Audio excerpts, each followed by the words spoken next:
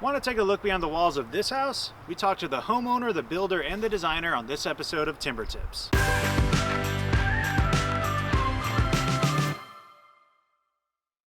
I'm here at the Ipe House here in beautiful Marietta, Georgia, and we're here to talk with the homeowners, designer, and builder and see what went into the process of designing and building this home.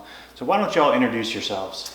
I'm Matt Patterson. I'm one of the homeowners, assistant homeowner, I guess. Assistant. I'm Terry Patterson. I'm married to this assistant homeowner, and I'm Daniel Ola. I'm the residential designer of the house. I'm Ben Burney. I'm the builder. I own Uppercut Homes. Awesome. Well, y'all, we're so excited that you invited us into your home to let us talk about this house. We've aptly named the Ipe House, but tell us a little bit about what happened before any of this was built. How did y'all decide to choose this lot and this design? Well, we're empty nesters. Both our kids are in college, so we lived about 10 miles north of here, and we were looking for a home within walking distance of Marietta Square. If you're not familiar with the square, it's full of restaurants and shops, and it's a great community to live in. So we were looking for a spot that was within walking distance. We found a home on this lot, which was had originally been built as a chicken coop 100 years ago.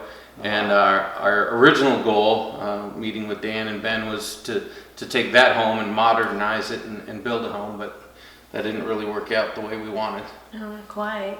I think we worked with Dan to figure out how can we take what the house looked like now, and it was kind of this long, skinny, and it'd have 5 stairs going up here and 10 stairs going up a different way. What we could do with it, and it kind of took on this more contemporary look to it. So what could we do within the things we wanted for a house, since we didn't have the kids living here anymore, and it was a nice sized lot, so we wanted to make sure we had a garage and trying to fit all the things that we wanted in a home into a style that fit that. So Awesome. And Dan, so when you saw the original house, what challenges made you say, yeah, this isn't going to work and we're going to need to build new?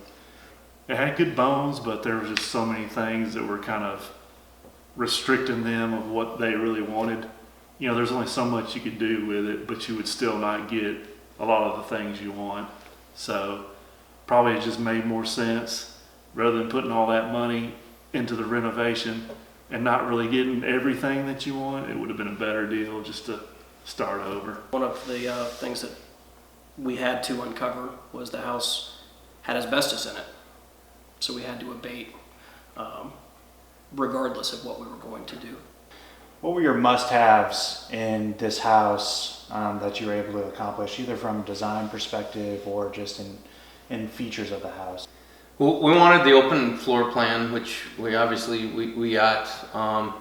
We love screen porches. You know, we love the outdoors without some of the negatives of the bugs and things coming around. So we incorporated this nice big screen porch with a fireplace. the open area for the piano, we wanted music to kind of come out into the room rather than going out, and master on the main. Yeah. Predominantly living on one floor because you guys were so Getting vertical. old. You were Is so that what you're vertical in the saying? old house. Getting I mean, there's a lot of stairs in your last house. Yeah, so the house was designed, we finished part of the basement and we have an upstairs as well, but the house is designed so that on a day-to-day basis, we never leave this one level, so that as we age, we hopefully can just maintain the one level of living. So let's talk about, we've named this the Ipe House, and that is for a very obvious reason, that it's wrapped in Ipe. And who came up with that idea, that design idea, and what was that process like? I wanted the wood. I did a lot of searching on the internet looking on what this type of house would look like. So I knew I wanted to have the vertical wood, but I have no idea what that is and how you find that and what you do with that. And so we looked at Ipe and some similar type wood. We also looked at some The Trespa product yes, that they use over in Europe. manufactured type. Yeah. And we kept coming back to, we certainly like the Ipe the best.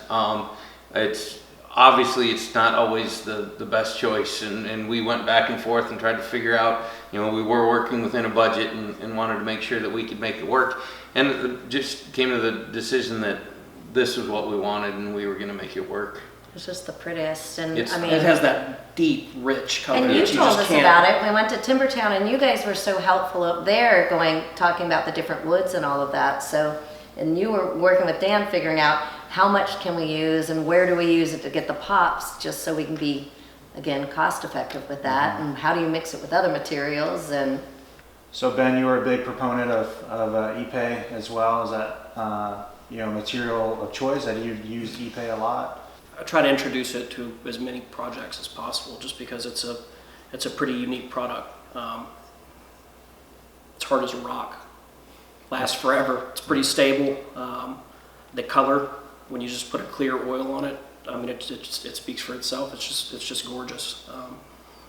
So when you use a premium product, you have to have people that have the skill set to work that material, because you don't want to make mistakes, because mistakes cost money, especially when you're dealing with Ipe. So if you look at the video or the pictures later, you'll see, all the corners are mitered.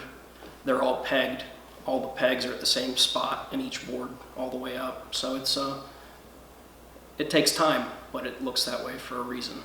We were fortunate enough that we have friends that are in the lighting industry, and the lighting that we were able to put on the side of this house, if you see it at night, the Ipe is beautiful during the day, but when you can see it at night, it pops. it's nice that people are happy, because we kind of worried that you've got all these beautiful, historic homes, and then all of a sudden we put this kind of crazy thing right in the middle of it. But we've had a really good response on it. Mm-hmm. And I'd like to think that they mean it, right?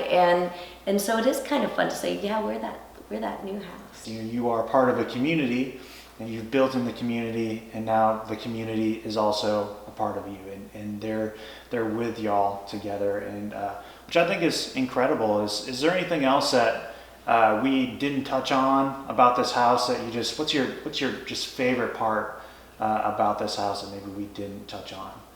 One of my favorite parts about this house is the bathroom, that Terry basically picked out all the tile and showed me a picture of the bathroom shower enclosure, and it was just like, that's what you want, we can do that. And if you look at the way the tile's laid out, it all meets through different doorways, and Terry likes symmetry. Yeah, well, it's just fun, because I think, we had an extra Ipe, so we've got barn doors. So there's a couple barn doors without being too many barn doors, and maybe too, dating the house too much. And whenever you walk around the house, there's something different you see. So if you come in the front door, you see the fireplace, and it just kind of does its whole thing. And you look a different way and you see the Ipe out the door and the screen porch that's fun. Or you come around a corner and there's just some craftsmanship from the tile workers, or the concrete countertops are all a little bit different and a little bit special in all the different rooms. So I like that no matter where you go, there's something that kind of catches your eye and goes, oh wow, that's kind of cool how that happens. So I like how there's like all kind of different mixed materials in here, and it looks really good together. Like you got wood, you got the concrete, steel, and then you got a little bit more wood in the bar area. Just all looks really good all together to me. Just the way it all comes that can be hard to pull off too. Yeah, very hard. Thank you all so much for inviting us into your home, allowing us to really share in the rewards that y'all get to see every single day and really benefit from, and get to see all of the hard work that was put into this project. And so if you have any questions, we're going to have links in the description below of some of the things that we talked about. Other than that, you can be sure to tune in next week, subscribe, and click on the notification bell, and we'll see you next time on TimberTips.